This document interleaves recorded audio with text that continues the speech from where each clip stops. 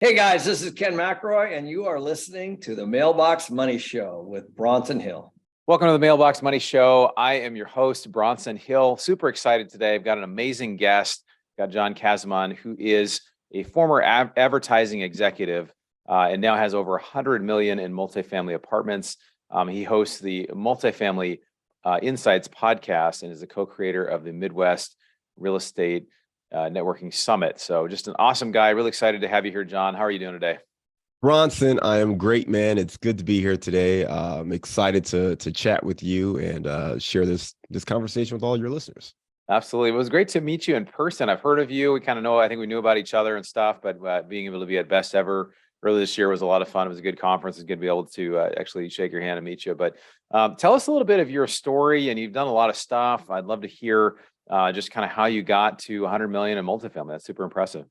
Yeah, absolutely. I enjoyed meeting you as well. And I'll say, for my story and background, I've always been interested in real estate. I would say that most people understand that you can make money in real estate, that many of the world's millionaires make their money or hold some of their assets in real estate. So real estate was always intriguing.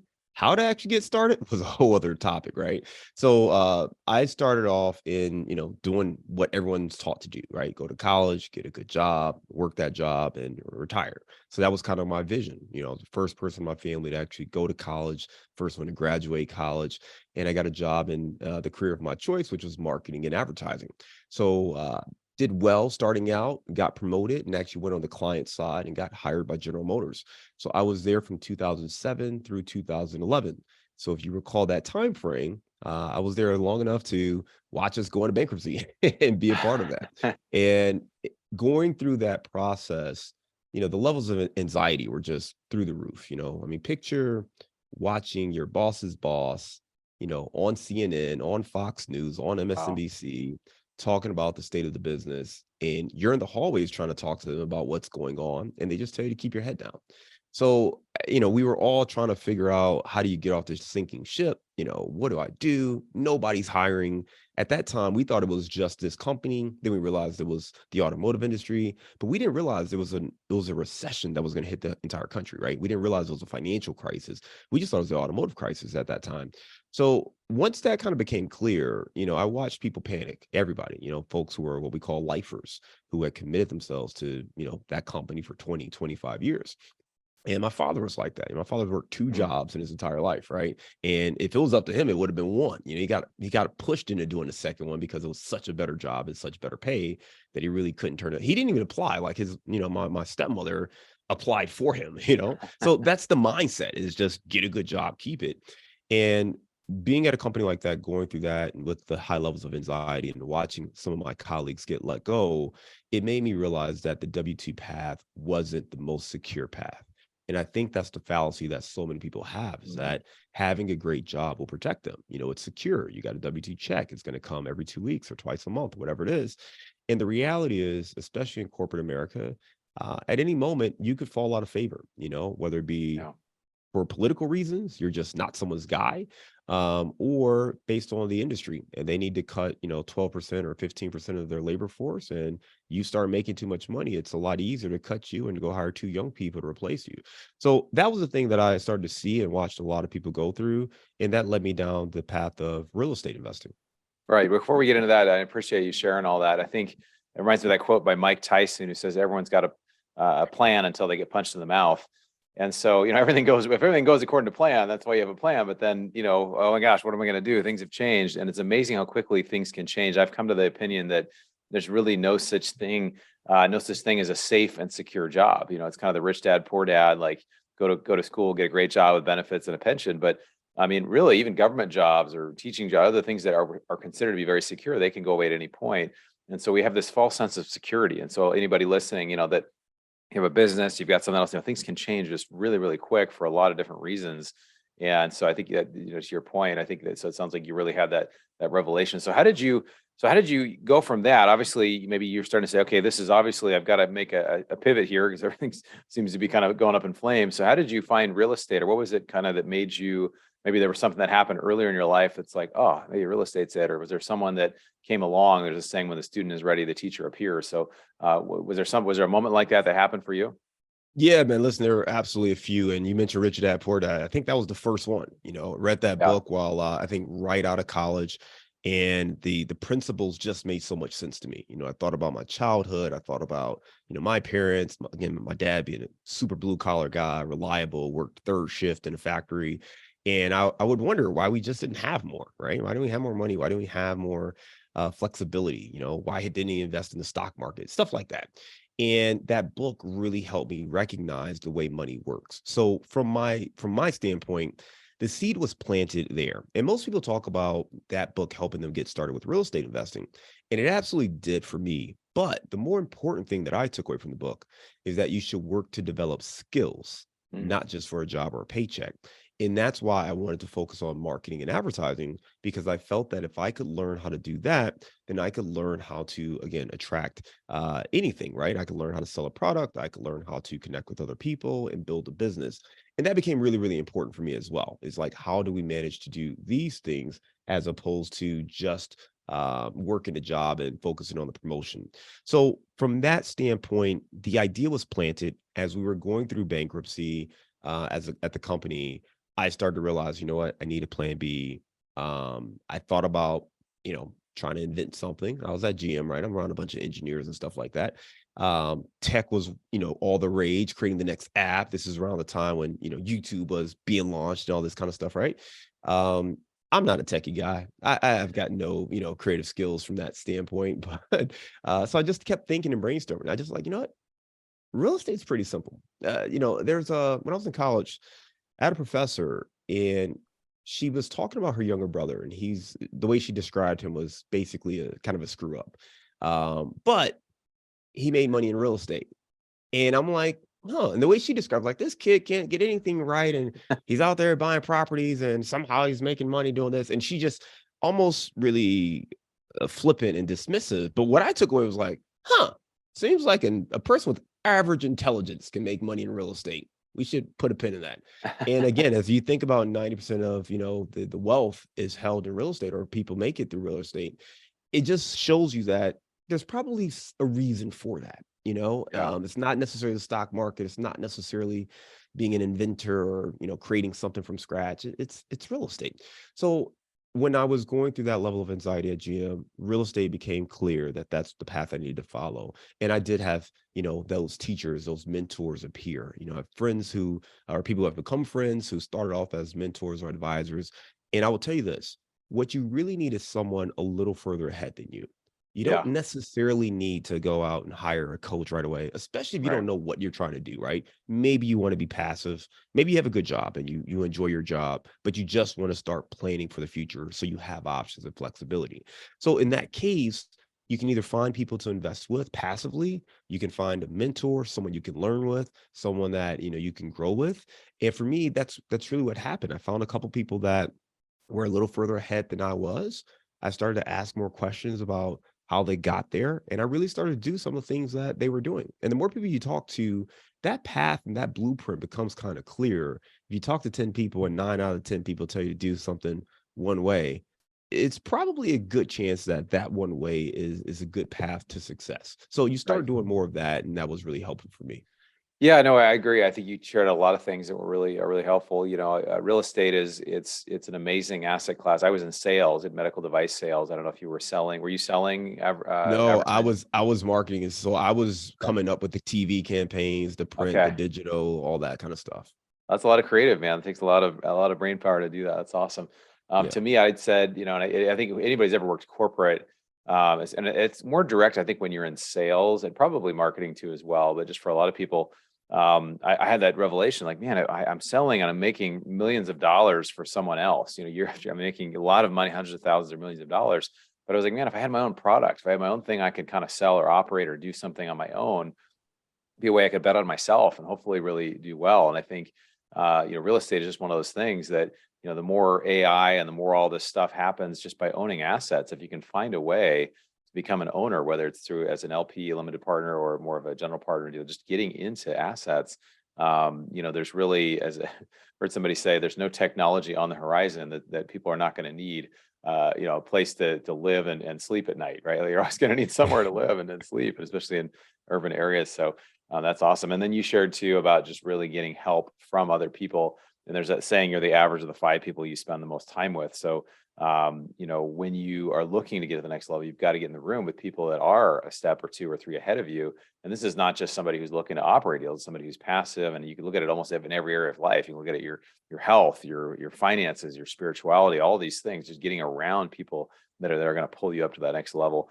Well, what do you think? What would you say to somebody who's just starting out, John, who's like, hey, I'm interested. I haven't really done, maybe I've done some single family. I haven't really done multifamily. I haven't really done other stuff in real estate. I'm just not quite sure there's a good time, or what are some things that, you're seeing right now that you would give, kind of advise folks on just, hey, this is something to pay attention to in real estate. If you're starting out, I think there are 3 paths that most people take for success.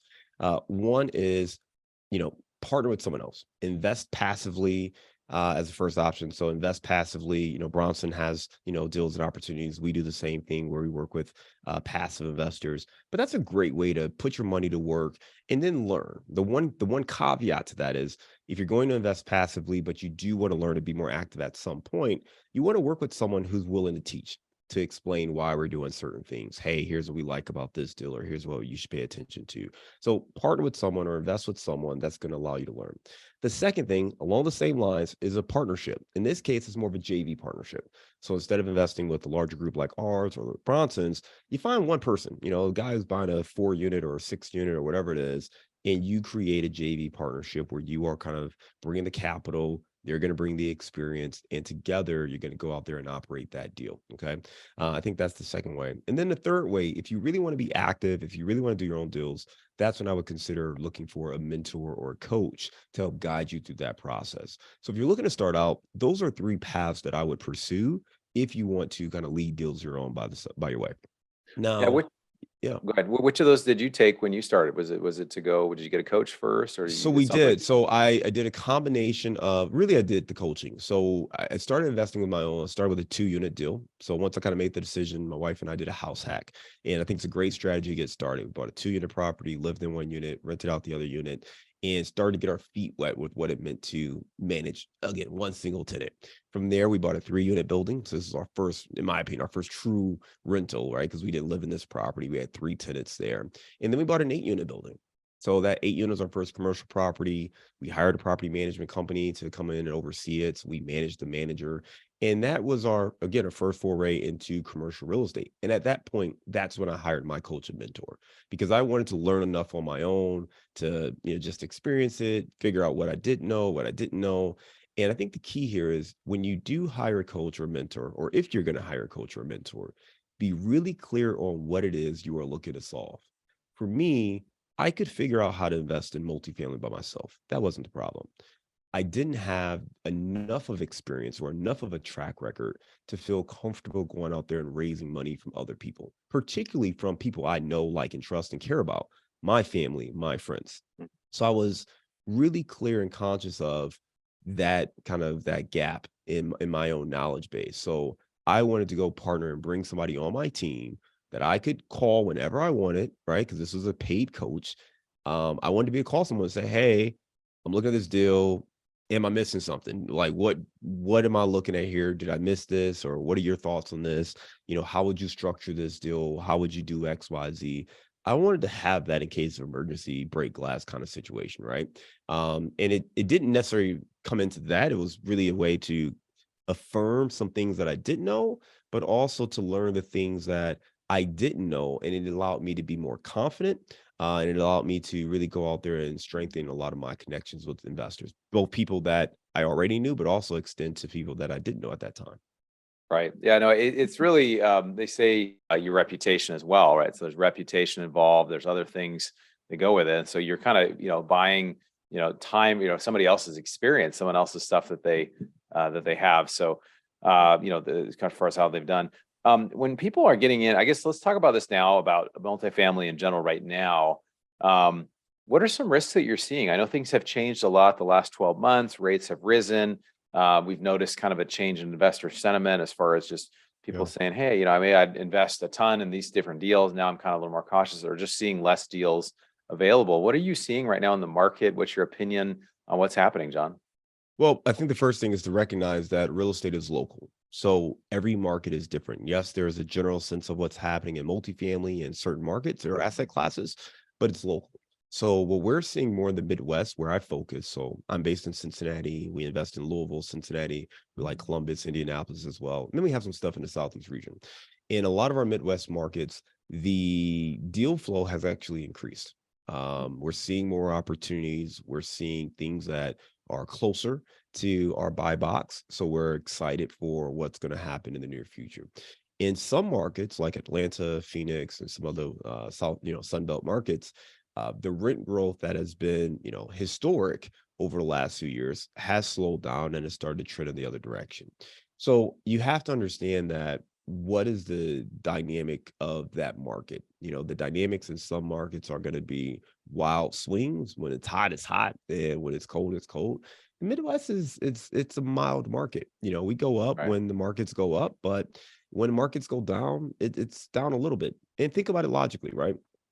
The reason the Sun Belt markets are so strong is when the economy is strong, well, people are moving there. They're moving there for jobs. There's a lot of growth. There's a lot of development. There's a lot of expansion. So people move there. The tech industry out west, that's going to drive a lot of growth and development. But if the tech industry pulls back and those jobs disappear, well, do you really want to pay $2,500 in rent for a place or a job that you could work anywhere? The jobs in the Midwest, for the most part, one, the people who live in the Midwest want to live in the Midwest. Families there, they grew up there, like they're strong ties. They're not moving just for a job. In New York, LA, San Francisco, a lot of people are moving there for the opportunity. That opportunity disappears, oh, they're no longer moving there. So in the Midwest, you have a lot more stability from that standpoint. And then while there's growth, it's not the explosive growth, right? You don't have, a 20% influx of people moving to the Midwest. It's just not growing like that, but it is growing. So that's the thing that I would say is, look at your fundamentals of investing and use that to decide. People ask me all the time, hey, is now a good time to invest? I say yes. And the reason I say yes is I always think it's a good time to invest, particularly if you haven't reached your financial goals yet.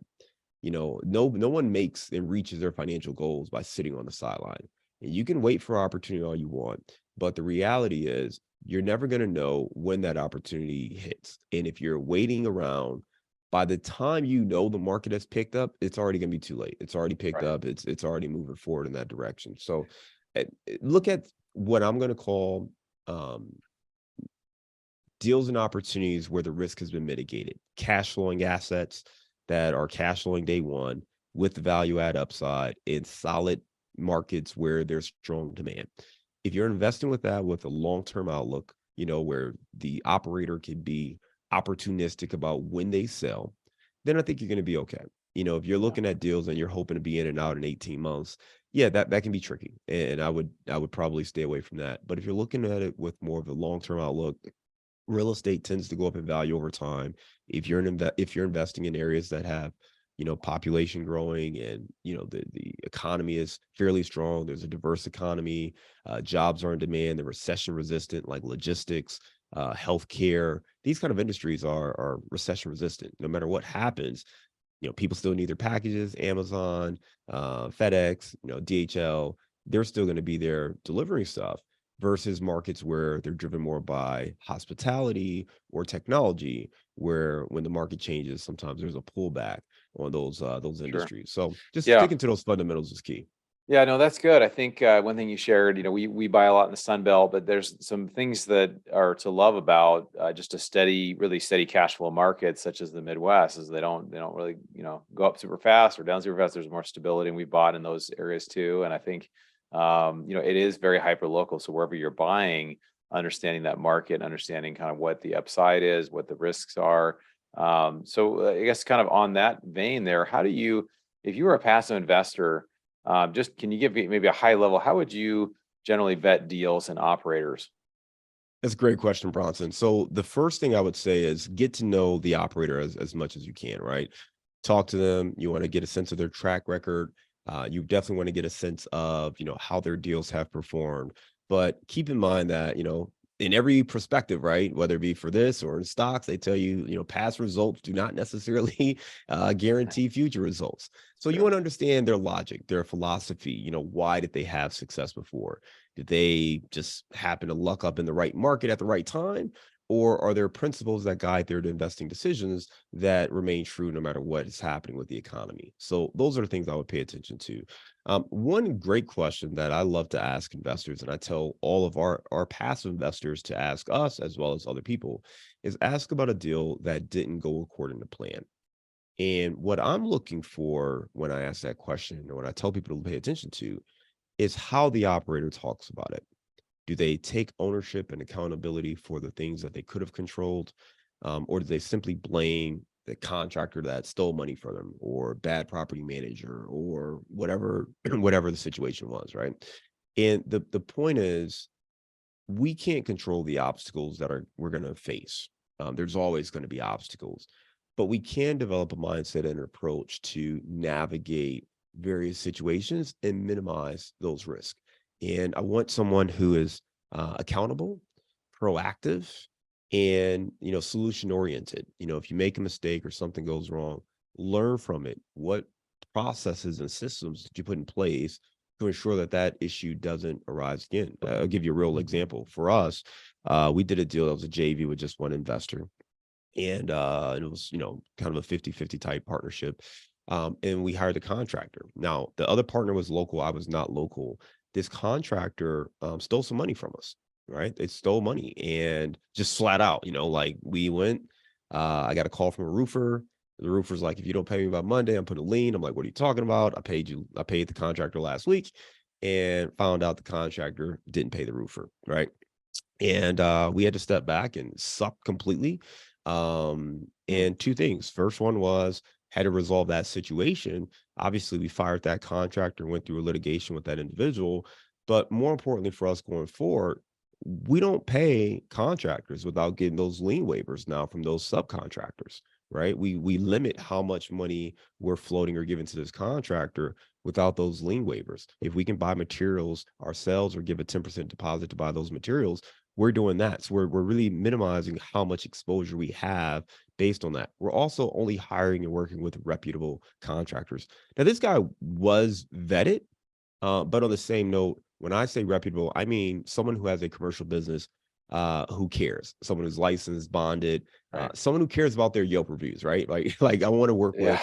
professional companies, and not a guy who he can rip you off, change his LLC, or go get a new one, and then go do it again to another person, right? So those are the things that we've learned in our business. Is like, look, yes, it's going to cost us more money, but let's work with reputable people, and let's make sure that we have processes, so we minimize the opportunity for someone to do this to us. So those are the questions I would ask operators, so that you can vet whether or not they have good processes in place to protect your capital. That's a great tip, man. I think, a lot of times we just assume, I mean, I know I kind of assume people will kind of do what's right, but it's, there's got to be a process there. And we used to use even just in the smaller stuff, we did a performance clause for just, how long a project will take, right? And almost giving incentives if it take less time, or just charging them extra, basically they get less amount at the end for every additional day it would take them. Because they'd say, hey, how long is it going to take us? It's going to take you 6 weeks. Okay, great. Well, are you okay if every day after that it costs this much amount, or we'll reduce your payment by this amount? And that's come in handy a couple times, which has been really, really helpful. So John, I wanted to just maybe one or two more questions for you. You've really developed a great brand. You've been able to raise capital from investors. I think the application for everyone really is just, even as a passive investor, we have a brand. We show up and we're known for what we're known for. We sit in the back with our arms folded and kind of are taking a nap. That says one thing about us, right? Even though we may not have a company or a brand, but how we show up, that really is our brand. What's a way that you've found that's really helped you to build your brand, to be able to do big deals and raise money from investors? I love what you just said there, because a lot of times people confuse branding with marketing. They're not the same. We all have a brand, whether you are actively looking to nurture and curate your brand, or you're just showing up and sleeping in the back of the room with your arms crossed, right?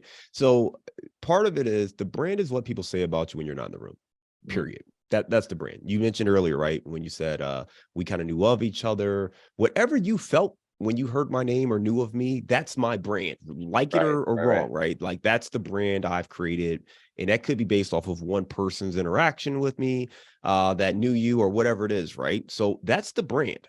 Now, the marketing, the advertising, the podcast, all of that, those are tools that we can tap into to help curate that experience so people can leave and say, hey, you know what? I really like him.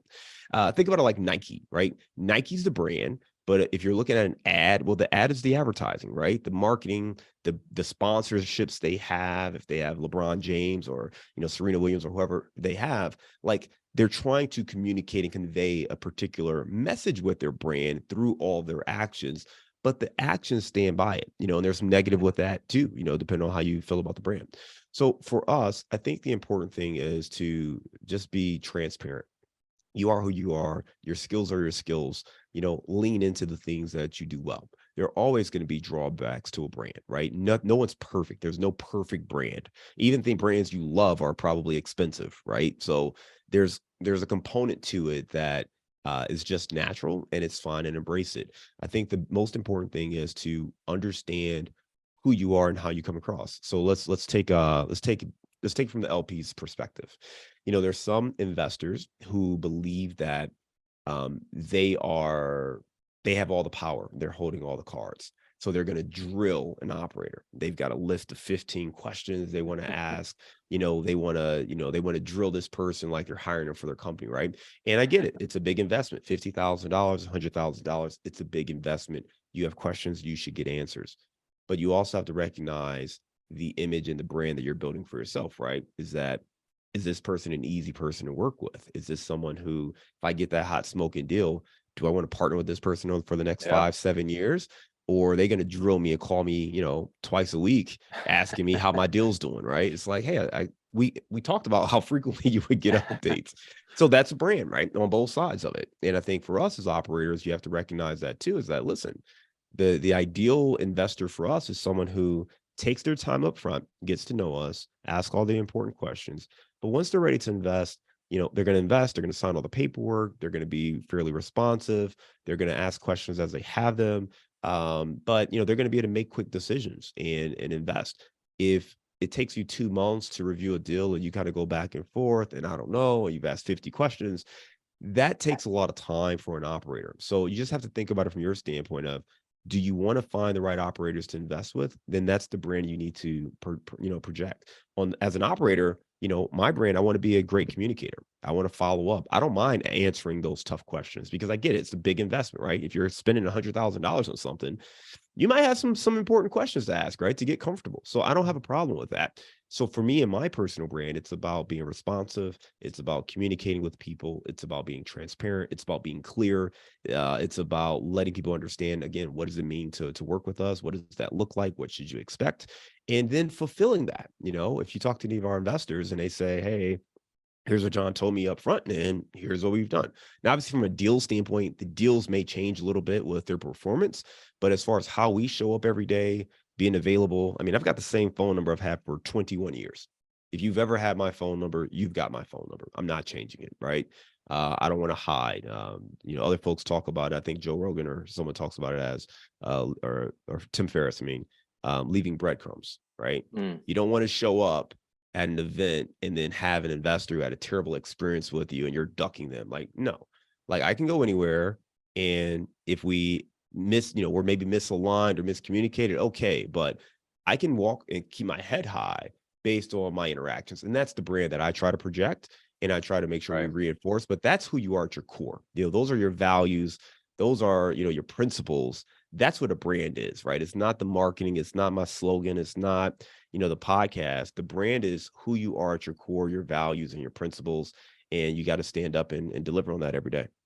I think that's great. Well, you have obviously a lot to share on this, being in from the marketing background as well. But yeah, what you say, and this is why I think even for passive investors is thinking about what message you're saying. And I chuckled when you said, "Oh yeah, they got a person who's calling twice a week or updates." I'm like, maybe we're not a good fit because we want people that I mean, it's funny. You will get sometimes 50K from an investor and they have all these questions and all the stuff they need, whatever. Then somebody sends 500K and you hardly had you had a conversation with them, but there's no follow up. Like, it's just funny how sometimes that can be not only the amount, but just kind of where investors are at. And so it's interesting too, as an operator, who you partner with and is that really a good fit? And I think when you are putting a brand out there, you try to figure out, okay, well, what really, is going to be a good fit? Or if you're a passive investor, is this the type of service that I want? And we had one investor that had literally 50 questions, and I was like, hey, we'll get through what we can, but I don't know, so I don't know if we're the best fit for this. We're not really set up for that. We're not a call center you can call every day and stuff, but maybe Grant Cardone or those guys will. But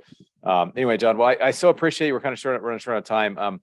Really appreciate you, all the value you're bringing to the marketplace. Thanks for sharing some of those great stories. I just wanted to, say I hope to see you again at some future events, because I know, like you said, we show up, we bring the brand that we have, and you're doing a great job in the industry. So how can people get in touch with you if they want to reach out? Yeah, listen, we have our show, Multifamily Insights. You can check it out anywhere you listen to podcasts. And then we do have a sample deal package, whether you're looking to be active and do deals yourself, or you want to continue to get that mailbox money, stay passive. You can check it out, and just to wrap your head around deal structures and what we look for, those kind of things, just go to casmoncapital.com/sample deal, and that'll also add you to our email list. Awesome, John. Well, thanks for coming today, and look forward to being on your show coming up here soon too. Absolutely. Thanks, Bronson. All right, so John Casmon, lots of experience in multifamily, small stuff, bigger stuff. I think one thing that came out of this for me is the brand that you're putting forward. Who are you trying to be when you show up? And it doesn't just matter. I mean, you have a brand, you have a reputation in your family. What's your reputation? Are you somebody who does what they say they're going to do? Are you the type of person that people want to work with as a passive investor and as an active investor? So if you're a passive investor, I know a guy that got there was a deal that I heard about. It needed $2.5 million to close, and this guy got like a 5% total return in about 24 hours just for bringing. He got paid about $100K to bring $2.5 million just to get a deal across the finish line. There was some issue with the escrow to get the deal done, right? And so because of this investor's reputation that they had money and that they would be helpful and that they were interested, they would get that done. They made, I don't know if you annualize that, it's like a crazy, maybe 100% or more return if you annualize it, because it was such a high, it was like a 5% return in one day. So again, being in the deal flow, your reputation does matter. It does matter because people will want to work with you. They'll seek you out. As Warren Buffett says, we only work with people we like and we trust. And so the more experience you get, the more unique deals you'll find, and really the best deals a lot of times they don't go to the public. They don't go even to a list. They'll go to a couple phone calls. Hey, I've got this amount of space. You want to jump in? And so we're seeing more stuff like that. That's really truly off market, not in the sense like here's a real estate deal and it's not being listed, but here's a deal no one knows about. We only need this amount of money, and we'll make a couple phone calls and we'll do something on the side to get it done. So so it's really important that you pay attention to how people are perceiving you and how you're showing up at an event, and because that really is your brand. So hope you enjoyed this episode. We'd love to hear some feedback from you. You can hit us up on social media. You can shoot me an email, Bronson at Bronson Equity. If you haven't joined our investor club, check that out. We're having some really unique deals inside and outside of real estate. And look forward to seeing you on the next episode of the Mailbox Money Show. You've been listening to the Mailbox Money Podcast. For more free resources, articles, and videos, go to bronsonequity.com. There you can download your copy of the special report, The Single Best Investment Strategy During and After a Pandemic.